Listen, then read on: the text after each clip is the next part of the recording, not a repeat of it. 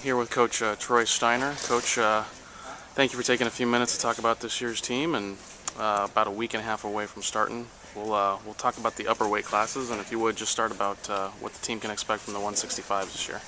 Well, I think we got an interesting battle there going right now. It looks to be Cody Weishoff is maybe the front runner, I guess the returning guy that he's been out of the lineup a couple years now behind Colby, but he's going to be a strong contender there.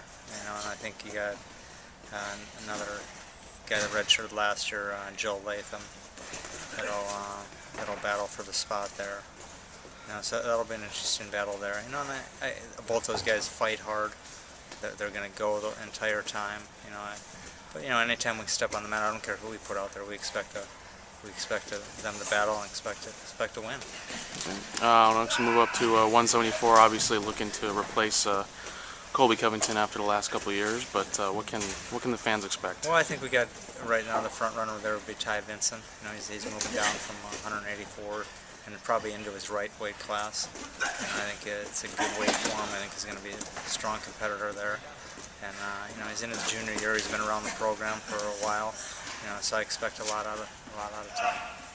Okay, and then we go up to 184. What can we expect from them this year? 84 is with Chad Hankey redshirt and Meeks moving to 97.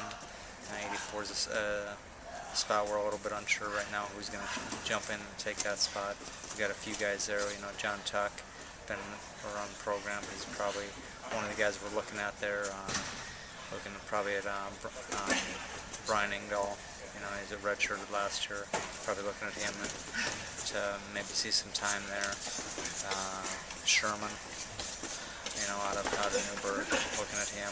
There's a few guys there, but really no one's really stepped up yet. Or we haven't even had the competition, but it'll be interesting to see that weight next week at Best of West and see who kind of emerges there as our front runner.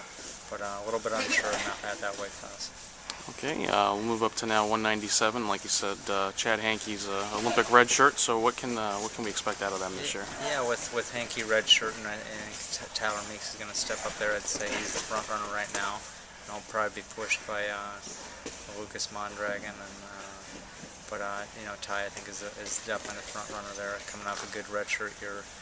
Good redshirt season, unproven, in varsity spot yet, but he's competing strong in the room right now, and we expect a lot out of him. Okay, and then last weight class is heavyweight. Obviously, you've got Clayton Jack there, senior year, and he's been in the NCAA's every year. He's been at Oregon State. But yeah, Jack's been in the program now for 4 years. It's his 5th year here. He knows what we expect. He knows. He seems pretty focused right now on getting to the NCAAs and doing something. He's been there every year, and he's fallen short a little bit. But a big thing that I think is going to help him is having Hankey redshirt and Hankey in there working with him every day. We got also a guy redshirt now, Schwartzlander, that will definitely is a big body for him to work with, and the new coach, Chad Lambert, is going to help him out too. So, we expect a lot out of Jack. I think he expects that out of himself. He's definitely capable of beating anyone in the country, and it's a matter of him going out and competing and really keeping his weight up and keeping staying big and strong. Okay, and just from a personal viewpoint, how would you describe this year's team? What if someone came up to you on the street and asked you to describe this year's team? How would you do it? Well, I think we got a great group of leaders right now. With our upperclassmen, with our seniors on the team, Jason Lara, Garrett Drucker, Clayton Jack. We got Hankey in the room.